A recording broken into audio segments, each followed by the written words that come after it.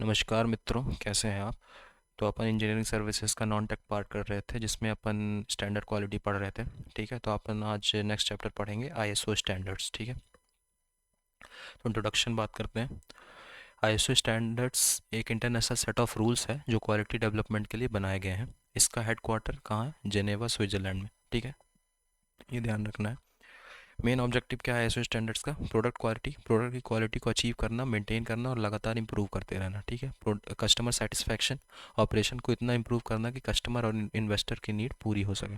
Confidence, management और employ को ये भरोसा दिलाना कि सारी क्वालिटी रिक्वायरमेंट्स पूरी हो रही हैं। ठीक है, बेनिफिट्स क्या है इसके? ब्रांड इमेज, कंपनी आईएसओ लोगो यूज़ कर सकती है जिससे कंपनी की वैल्यू बढ़ती है। ठीक है, ग्लोबल रीच, इंटरनेशनल बिजनेस के डोर्स खुल जाते हैं। लेस ऑडिट्स, अगर आपके पास आईएसओ है तो बड़े कस्टमर्स को बार बार आपका ऑडिट करने की ज़रूरत नहीं पड़ती।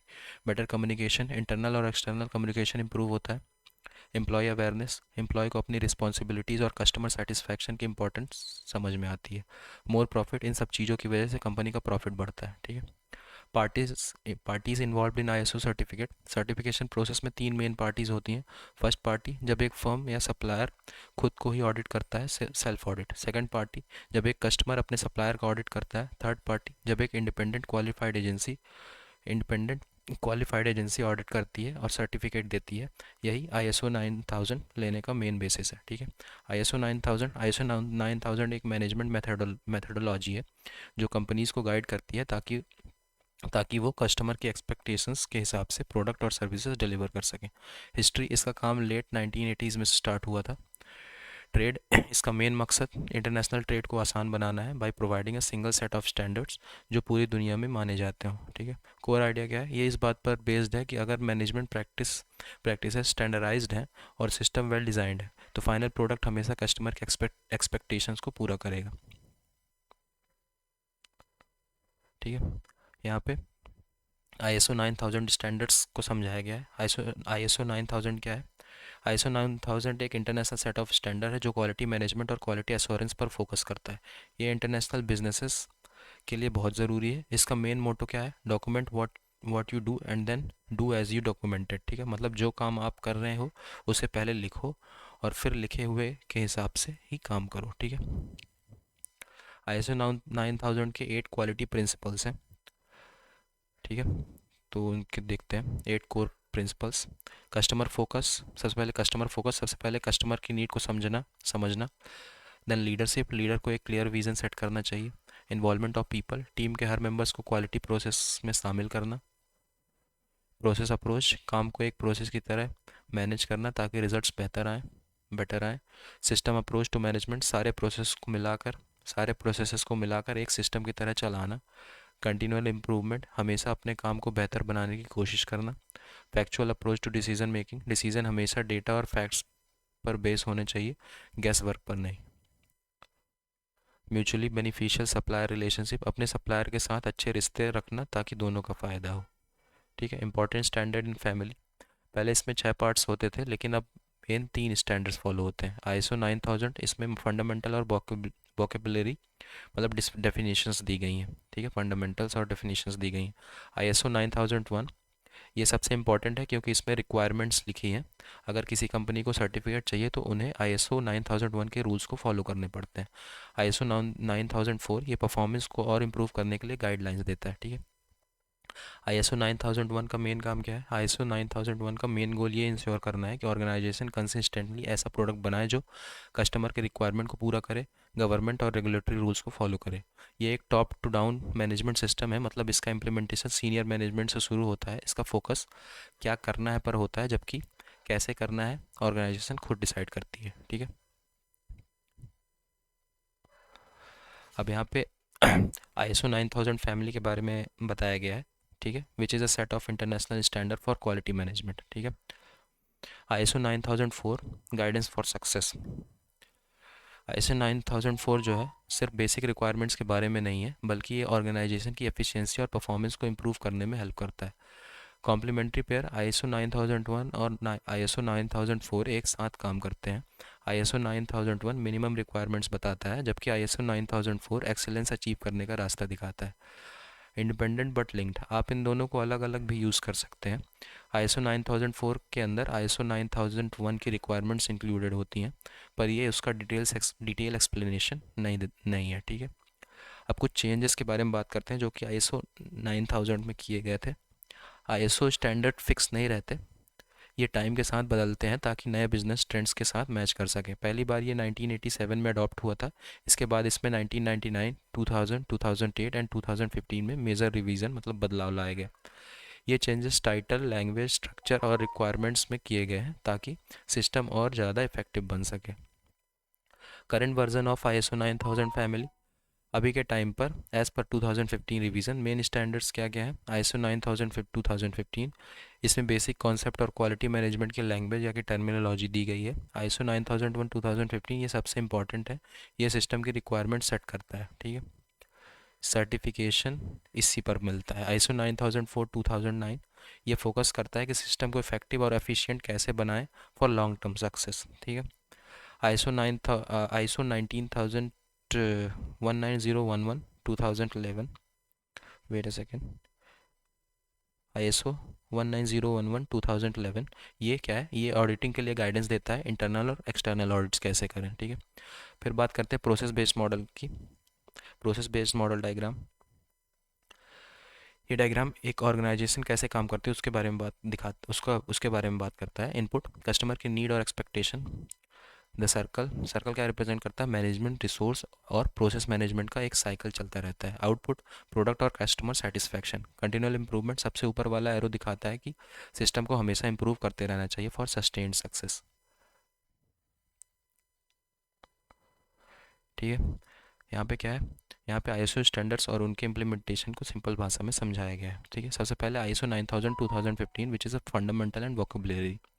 ये स्टैंडर्ड्स ये स्टैंडर्ड क्वालिटी मैनेजमेंट के बेसिक कॉन्सेप्ट और प्रिंसिपल को डिस्क्राइब करता है। इसका मेन फोकस उन ऑर्गेनाइजेशन पर होता है जो सस्टेन्ड सक्सेस चाहती हैं।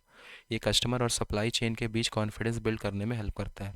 इसका एक बड़ा काम है कॉमन वोकेबुलरी प्रोवाइड करना ताकि सभी लोग क्वालिटी मैनेजमेंट की लैंग्वेज को सही सही से समझ सकें। आईएसओ 9001 2015 ये सबसे इंपॉर्टेंट स्टैंडर्ड है जो क्वालिटी मैनेजमेंट सिस्टम की रिक्वायरमेंट सेट करता है।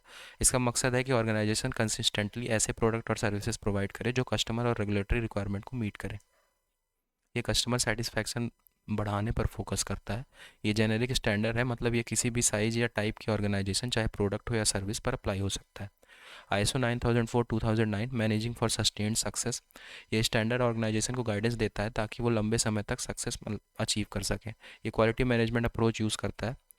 ये स्टैंडर्ड सर्टिफिकेशन के लिए नहीं होता बल्कि सेल्फ इंप्रूवमेंट और परफॉर्मेंस बढ़ाने के लिए होता है। आईएसओ 19011 2001 जो कि अपन ने पहले भी देखा, ऑडिटिंग मैनेजमेंट सिस्टम के लिए होता है। ये स्टैंडर्ड ऑडिटिंग से रिलेटेड गाइडेंस प्रोवाइड करता है।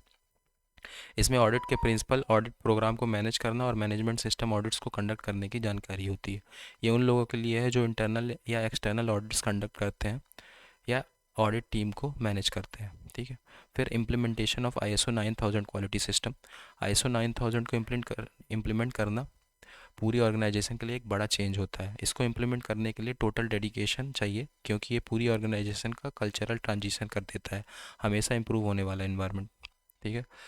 इम्प्लीमेंटेशन का सक्सेस इम्प्लीमेंटेशन का सक्सेस डिपेंड करता है कि ऑर्गेनाइजेशन कितनी बड़ी है, उसका प्रोसेस कितना कॉम्प्लेक्स है और पहले से वहाँ कैसे क्वालिटी प्रोग्राम चल रहे हैं, ठीक है।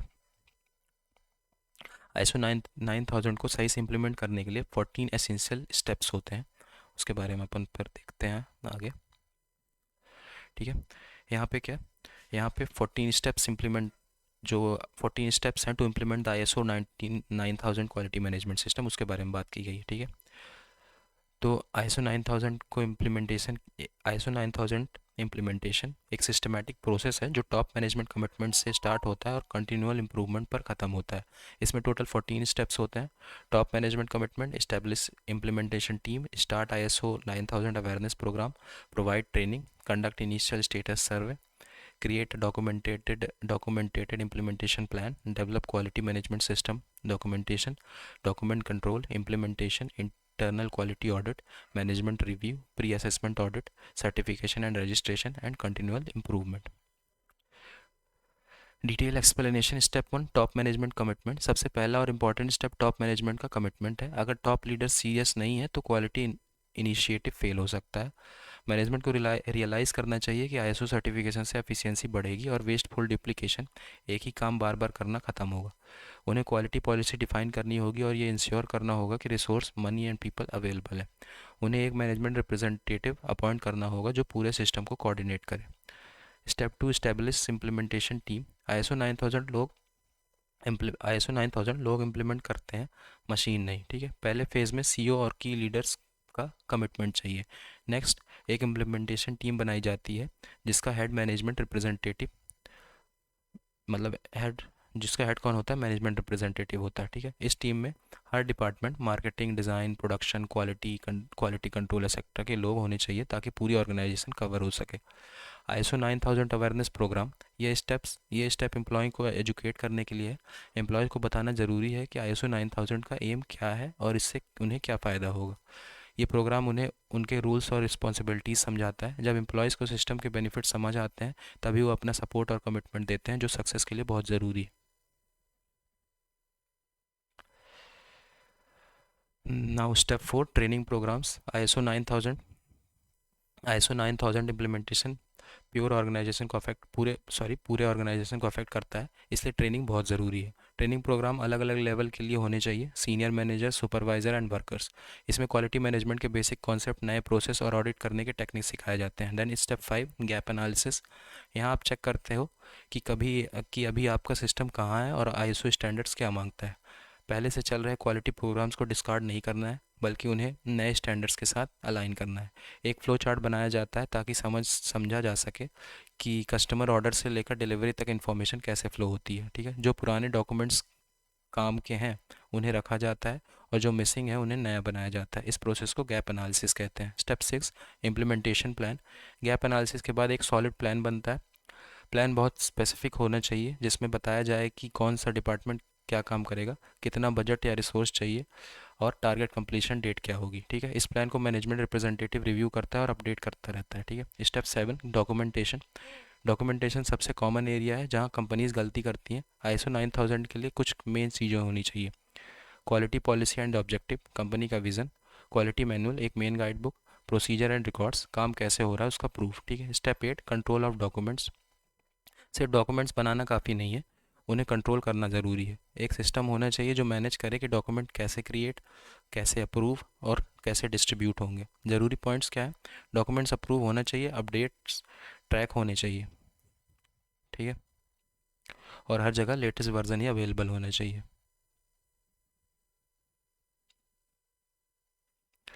नाउ स्टेप 9 क्या है, इम्प्लीमेंटेशन स्ट्रेटजी, ठीक है।